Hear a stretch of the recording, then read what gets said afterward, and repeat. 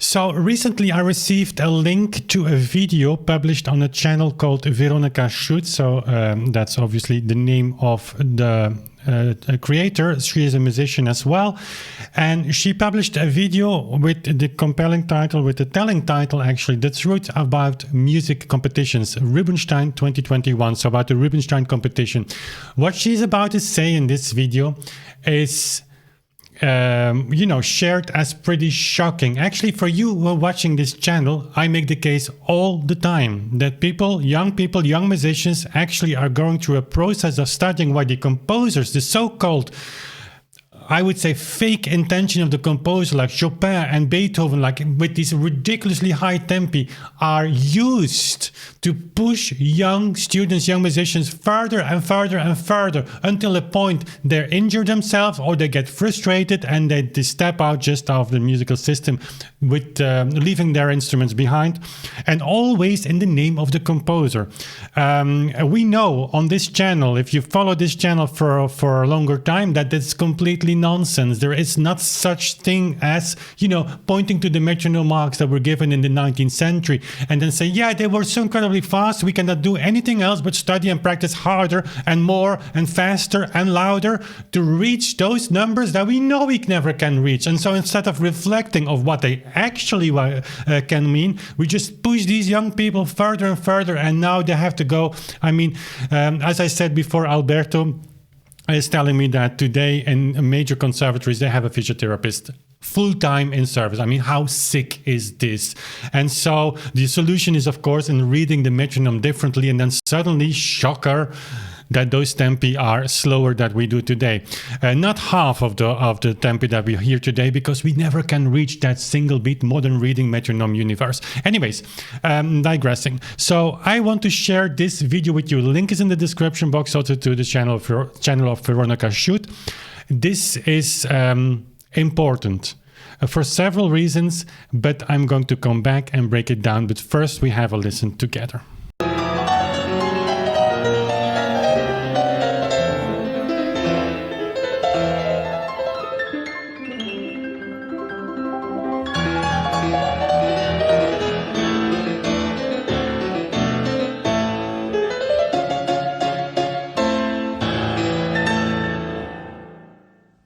I believe that now you could say for sure that the performance you heard earlier today in the competition was just as good as the performances of some of the big names you heard now. I didn't mention before the technical aspect of piano playing. This is a precondition we do not even discuss. It is clear that all the notes must be there, 100%. What? No forgivingness is given. That's inspiring for musicians, eh? And the perfection is absolutely required. Wow, that's a beautiful thing to aim for aspiring musicians, isn't it? Hard to believe that this is actually said out loud on the Rubinstein competition. My friend brought this to my attention, a friend of mine who actually took part in this competition. And to hear this is just a dark reminder of something that perhaps I thought I knew, but didn't really think it could be quite put into these words. Quite shocking. Also, just to make it a little bit more funny and tragic at the same time, is just that it's that she doesn't really know what she's talking about, because everybody plays some wrong notes and makes mistakes.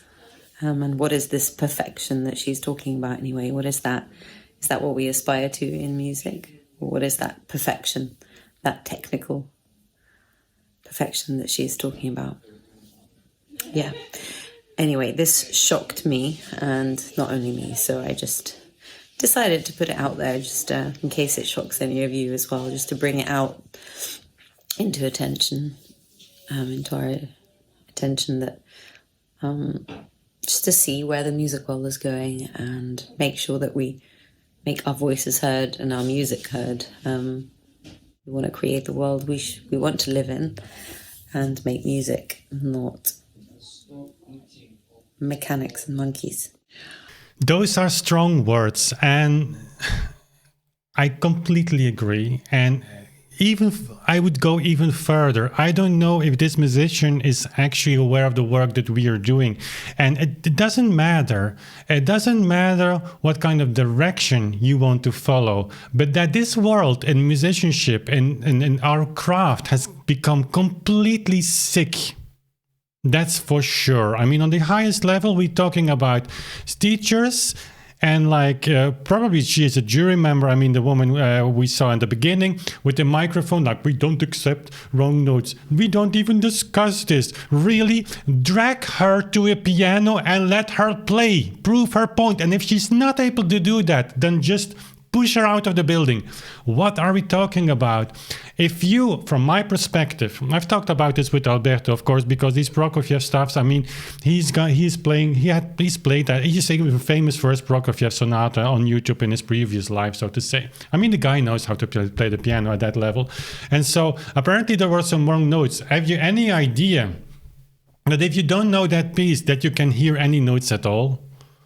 I mean, we're talking there about a performance which this guy just practiced probably 55 hours a day for years, and then you play, and it's impressive. It's super impressive. But it's impressive in the sense that someone runs the 100-meter. I mean, the notes are going so far that if I watch that beginning clip, and now I'm digressing a bit, but I come back to the points that I want to make. If I watch that, the only thing I see, I'm not hearing anything, I'm just seeing keys being released so fast that the key is coming up slower than the piano player already left the key. And I don't know about this particular case, but there are many pieces published in that era, I should say, in that time, where the players even cannot meet the metronome marks either. And so early 20th century, that's an open book. There are many open questions about whole beat and single beat, but that's something that should ring the alarm bell, you know. But if you go then back to that jury member and you say, we don't expect wrong notes, this is just sick.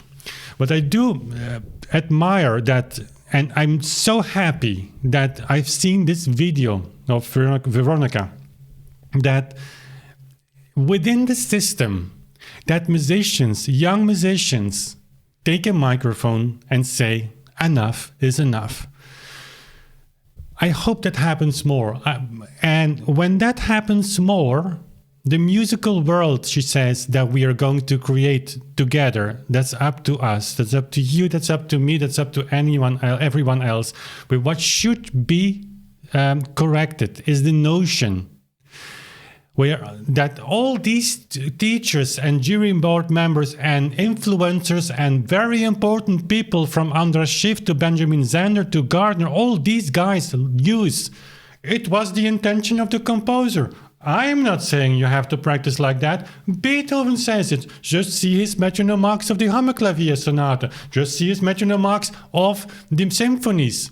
Go to Chopin, see his metronome marks. And then we don't talk about the really extreme metronome marks. People think that Chopin etudes are really, really, really something. Well, in single beat, it's pretty difficult, if not impossible in many cases. But Chopin's just moderate. If you see the 19th century, he was not the biggest virtuose piano. He shows that in his music. Not saying he was like an amateur. I have not said that. But if you compare to some Liszt etudes, or you go to Henri Hertz, Kalkbrenner even, his teacher, I mean, there has been written stuff in the 19th century that it's just far beyond anything. And such a jury member, you should drag to the piano and say, play. Oh, we were supposed to follow the score. Well, guess what? Here's a metronome mark. And I have a metronome at hand. Everybody has it.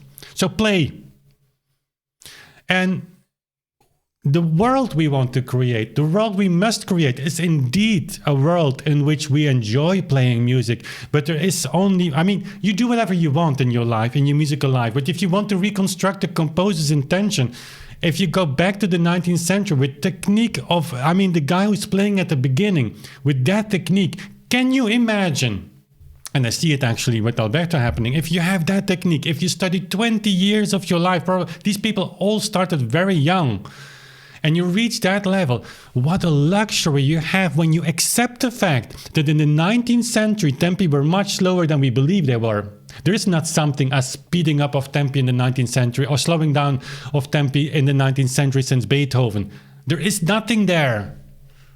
You might find some quotes here and there where pieces are recorded to play or reviewed for being played too slow. Yeah, that might happen. But in general, the tendency is that tempi went up, and not by a little, but not to a single beat modern reading standard. And so when you go back with this technique to the original reading of the metronome, imagine how many literature you can play. And probably without wrong notes. With the technique we have 150 years to 200 years more piano technique and any instrument more technique than these people had back in the days. And certainly when you play on a Steinway, that piano is designed to play loud and fast. So it is much, much easier on that piano than on a forte piano, because if you play on a forte piano, that's not easy, even not in whole beat. And I'm not saying that on a Steinway it will be easy, not. But the world we want to live in, if we don't want to be stage monkeys, you have to decide what you want to do. Either you just play and you go in this crazy mainstream addiction to speed and loudness and all the things. You're like, me, I can play fast and I'm so wonderful and the spotlights in the Chopin competition are on me. Nobody cares about what poor Chopin wrote in his score, pedaling. I've seen videos later, from participants. Interesting.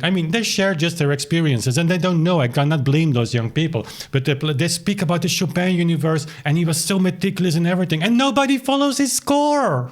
Nobody. It's just a joke. I'm sorry that maybe a little bit over the top here. But seeing this video makes me happy. The only thing that you can do is either step out of the system and just follow your own taste and whatever, and that's in late 19th century. It's the age of enlightenment. We are living in the top of the age of enlightenment. Each individual is entitled today to say whatever he or she wants, and that's great. And now with the social media, you can just do anything you want. You have complete freedom of expression. You have complete freedom of doing whatever you want. I get it. In the musician world, that's not so easy. We are all caged.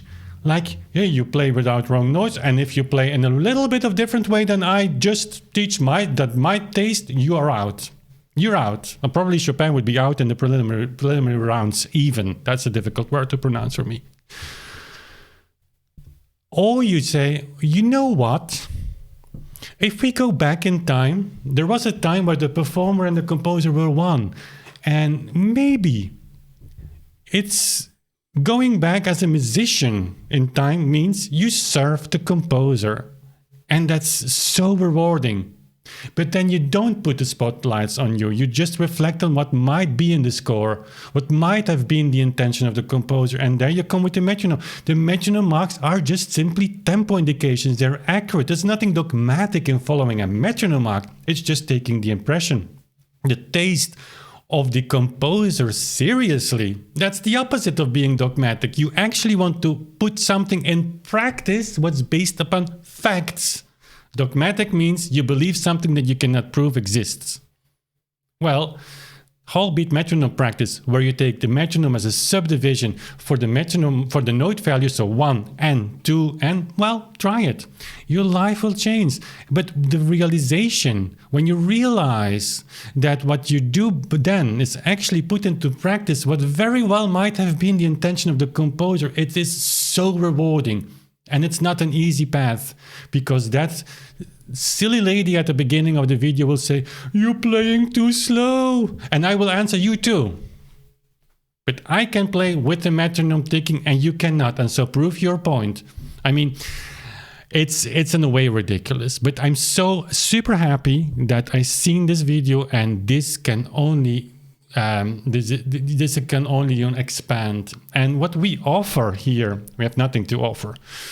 But if you take one point of inspiration of the work that we are doing, is that once you accept the idea of the metronome marks to be accurate, exact tempo indications, and you also accept the fact that there is no single or modern reading practice, sometimes we match those marks. Yes, some can do that in some pieces, but generally, as a totality of all the metronome marks left, there is nothing such thing as single beat practice. The single beat reading will be a theoretical concept. The whole beat reading, where we take the up and down or the left and right together as one unity, is a practice. You can do that. It matches every other theoretical aspect that we have, including the notion of tempo ordinario and the notation.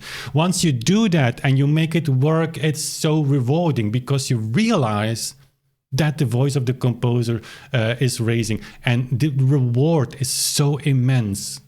If you get close to the voice of the composer, guess what happens? If you hear Beethoven and Chopin suddenly talk through their notes, it's just magic. And that's so far away from these competitions and these people that are in charge for who knows what reason.